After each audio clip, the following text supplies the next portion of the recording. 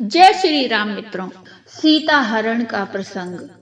रावण भी जान गया था कि श्री राम जी भगवान हैं।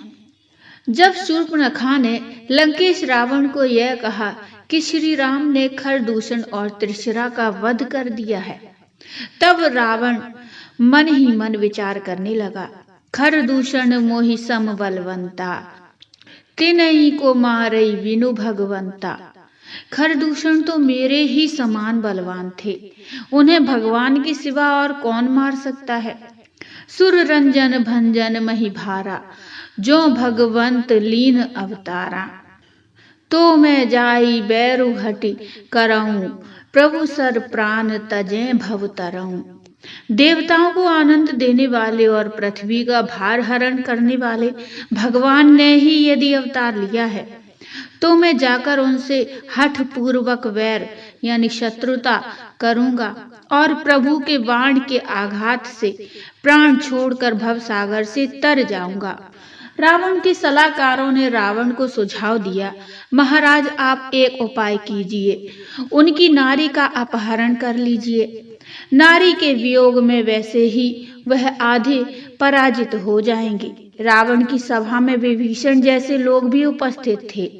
विभीषण ने उसे न्याय संगत बातें कही।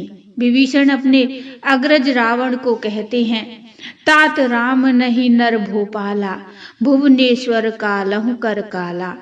ब्रह्म अनामय अज भगवंता, व्यापक अजित अनादि अनंता। हे तात, राम मनुष्यों के ही राजा नहीं है, वे समस्त लोकों के स्वामी और काल के भी काल हैं। वे भगवान हैं। वे निरामय यानी विकार रहित, अजन्मा, व्यापक, अजेय, अनादि और अनंत ब्रह्म हैं। जासु नाम त्रय त्राप नसावन, सोई प्रभु प्रगट समुझु जिय रावण।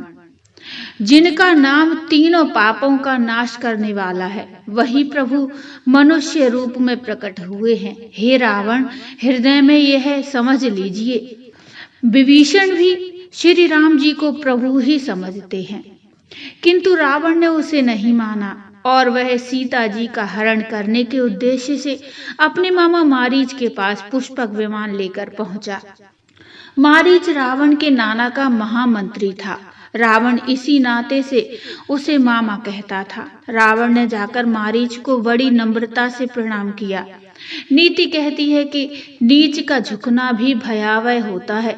नीच यदि झुकता है तो उसके पीछे कोई कारण होता है।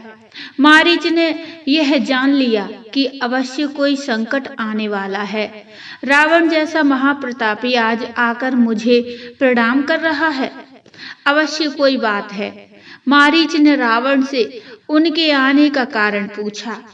रावण ने बताया, तुम्हें हरण करना है, तुम्हें सीता जी का हरण करना है। तुम एक मायावी मृग बन जाओ, अपने रूप से सीता का मन लुभाना, तब उनके पति राम तुम्हारा पीछा करते हुए वन में जाएंगे और मैं सीता का हरण कर लूंगा। मारीच ने रावण को बताया कि किस तरह वह एक समय विश्वामित्र मुनि के आश्रम के निकट था। तब राम जी ने उसे बिना फल का बाण मारा था और वह 400 कोस दूर जाकर गिरा था। मारीच ने रावण को बहुत समझाया कि तुम जिसका हरण करना चाहते हो वह जगत जननी है, जगदम्बा है और राम जी स्वयं भगवान हैं। उनसे बैर मत लो, तुम्हारा सर्वनाश हो जाएगा। रावण नहीं माना। रावण ने कहा, तुम्हें मेरा यह काम अवश्य करना पड़ेगा, नहीं तो मैं तुम्हें मृत्यु दंड दूंगा। मारीच जान गया था, दोनों तरफ से मेरी मृत्यु निश्चित है। जाता हूं तो राम जी के हाथों मारा जाऊंगा, नहीं जाता हूं तो यह दुष्ट रावण मुझे मार देगा। इससे अच्छा है कि मैं श्री राम जी के हाथों मरूं। मारीच ने रावण की सलाह मानकर उसके साथ पुष्पक विमान से पंचवटी के निकट आ गया। मित्रों, मनुष्य जब तक धर्म की रक्षा करता है तब तक धर्म उसकी रक्षा करता है, और जैसे ही मनुष्य के द्वारा धर्म का त्याग होता है उसका पतन प्रारंभ हो जाता है। यही उदाहरण इस सीता हरण प्रसंग में मिलता है। भगवान श्री राम जी ने सीता जी को अग्नि में समा जाने की आज्ञा दी थी और सीता जी ने अग्नि में प्रवेश कर लिया था। पंचवटी में माता सीता की परछाई थी और इस परछाई ने प्राणी मात्र को यह लीला के माध्यम से बताया है कि किस तरह हमारे जीवन से धर्म के चले जाने के बाद हमारा पतन होता है। राक्षस मारीच मायावी स्वर्ण मृग बनकर पंचवटी के निकट आया। तेई वन निकट दशासन गयऊ, तब मारीच कपट मृग भयऊ। तब माता सीता ने देखा कि कितना सुंदर मृग है। सीता परम रुचिर मृग देखा। माता सीता ने प्रभु श्री राम जी से कहा, प्रभु यह मृग बहुत सुंदर है, आप इसे मारकर ले आइए। सत्य संध प्रभु बदि करी एही, आनहु चर्म कहती बैदेही। माता सीता प्रभु श्री राम जी से उस मृग को मारकर लाने का आग्रह करती हैं, जिसके चर्म का वह पूजा पाठ करने के लिए सुंदर आसन बनाना चाहती हैं। दूसरों का भला करने के समान कोई धर्म नहीं है और दूसरों को पीड़ा पहुंचाने के समान कोई अधर्म नहीं है। माता सीता तो साक्षात जगदम्बा हैं, इस तरह की भूल कभी कर नहीं सकती। किंतु इस प्रसंग के माध्यम से भगवान हमें यह बताना चाहते हैं कि जीवन में धर्म का त्याग करने पर किस तरह विपत्ति आती है। माता सीता के साथ भी वही हुआ। मृग को मार कर ले आओ, ऐसा विचार मन में आया। यह नहीं समझा कि इसके प्राण चले जाएंगे, इसे कितनी पीड़ा होगी। जीवन तो सभी को प्यारा होता है, चाहे मनुष्य हो या पशु। बस यह विचार सीता जी के मन में आया। जीवन से धर्म चला गया और जब धर्म चला जाता है तो भगवान भी चले जाते हैं। राम जी ने सीता जी के उस आग्रह को स्वीकार कर लिया कि जब तुम्हारा मन इस सुनहरे चर्म के प्रति आसक्त हुआ है तो मैं तुम्हें वहां पहुंचा देता हूं जहां सब कुछ सोने का है। जबकि माता सती अनुसुईया ने सीता जी को शिक्षा दी थी कि पति के चरणों में अनुराग होने से बढ़कर नारी के लिए कोई दूसरा धर्म नहीं है। सीता जी की आसक्ति उस सुंदर मृग के प्रति हो गई। भगवान के चरणों का स्मरण ही नहीं रहा कि भगवान नंगे पैर इस मृग के पीछे जाएंगे तो इनके कोमल चरणों को कितनी क्षति होगी। राम जी सीता जी की इस इच्छा को पूरा करने के लिए मृग के पीछे चले। भगवान बड़े दयालु हैं। जब इंसान के जीवन से धर्म चला जाता है तो भगवान भी चले जाते हैं। मनुष्य का पतन और अधिक ना हो, इसलिए यह दायित्व भगवान संतों को देकर जाते हैं कि अब तुम इनका ध्यान रखना। यदि व्यक्ति संतों की बातों का भी अनुसरण करे तो कुछ हद तक अपना पतन होने से बचा लेता है। सीता हरण प्रसंग में यही उदाहरण लक्ष्मण जी के रूप में है। भगवान लक्ष्मण जी को यह आदेश देकर गए थे कि तुम सीता जी की रक्षा करना। वन में राक्षस घूमते रहते हैं। लक्ष्मण जी भी संत हैं, किंतु जब धर्म चला गया भगवान चले गए।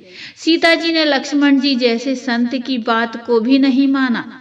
जब मारीच ने मरते समय करुण स्वर में पुकारा, हाँ लक्ष्मण, माता सीता ने लक्ष्मण जी से कहा, तुम्हारे भाई संकट में हैं। लक्ष्मण जी ने कहा, माता, जिनके संकल्प मात्र से सृष्टि का प्रलय हो सकता है, ऐसे प्रभु पर संकट नहीं आ सकता। आप चिंता मत करो। सीता जी ने ऐसे संत की बात का अनादर किया, उन्हें कुछ अनुचित शब्द कहकर दुखी किया। उन्हें जाना पड़ा। संत भी जीवन से चला गया। लक्ष्मण जी ने माता सीता जी से कहा था, माता, इस रेखा से बाहर मत जाना। किंतु माता जानकी के समक्ष मान सम्मान का, कुल की मर्यादा का प्रश्न चिन्ह खड़ा हो गया। संत कहते हैं कि हमारा मान, हमारा अहंकार ही हमारे पतन का कारण बनता है। मनुष्य परमात्मा से बढ़कर जब अपने मान को महत्व देता है, संत की बातों का अनादर करता है, तब उसे जीवन में कठिनाइयां आती हैं। माता सीता ने भी साधु बने रावण से कहा कि दीक्षा इस लक्ष्मण रेखा के भीतर से ही ले लीजिए। रावण ने कुटिया में लक्ष्मण रेखा से आगे जाने का साहस नहीं किया।